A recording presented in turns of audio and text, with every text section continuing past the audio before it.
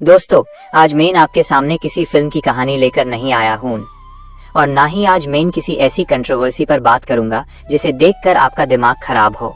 आज मैं बात करने आया हूँ हम सबके दिल के सबसे करीब सुशांत सिंह राजपूत की, लेकिन एक अभिनेता के रूप में नहीं बल्कि एक एज इंसान के रूप में जिसे सच पूछो तो इस बॉलीवुड ने कभी समझा ही नहीं।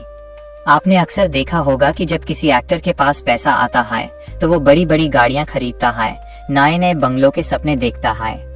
लेकिन क्या आप जानते हैं कि हमारी इस इंडस्ट्री में एक ऐसा सुपरस्टार भी था जिसे फिल्म की स्क्रिप्ट से ज्यादा मजा क्वांटम फिजिक्स की किताबें पढ़ने में आता था। एक ऐसा जीनियस जो रात को शूटिंग खत्म करने के बाद सोता नहीं था बल्कि अपनी बालकनी में बैठकर घंटों तक अंतरिक्ष यानी स्पेस को निहारता रहता था। सुशांत को स्पेस और तारों से इस कदर इश्क था कि उन्होंने हमारे पूरे सोलर सिस्टम को देखने के लिए इंडिया का सबसे महंगा और एडवांस टेलीस्कोप खरीदा था जिसका नाम था मीट LX 600। वो शूटिंग से आने के बाद रात रात बाहर जागकर सैटर्न के रिंग्स और अलग अलग गैलेक्सी का डेटा कलेक्ट करते थे।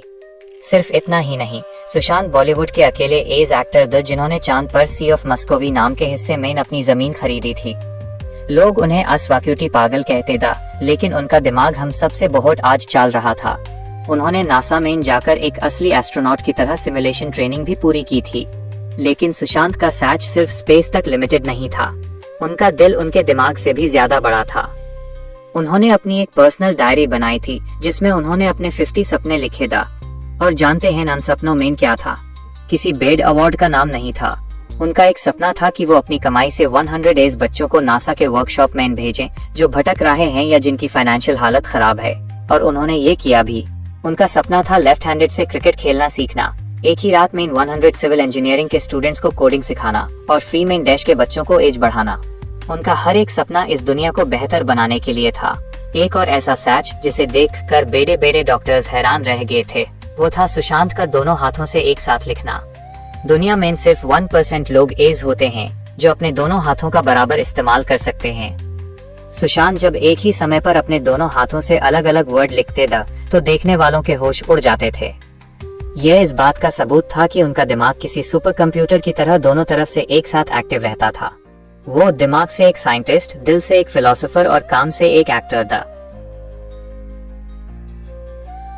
अफसोस, बॉलीवुड हमेशा आम फिल्मों और नेपोटिज्म में उलझा रहा और उन्होंने इस बेहतरीन इंसान और साइंटिस्ट के दिमाग को कभी सही से समझा ही नहीं।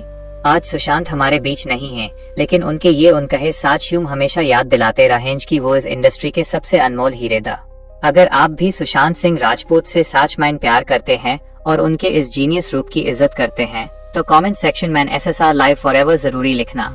इस वीडियो को हर एक SSR फैन तक पहुंचाइए और बॉलीवुड के एज ही सच देखने के लिए हमारे चैनल को अभी सब्सक्राइब जरूरी कीजिए। मिलता हूं अगली वीडियो में, तब तक के लिए जय हिंद।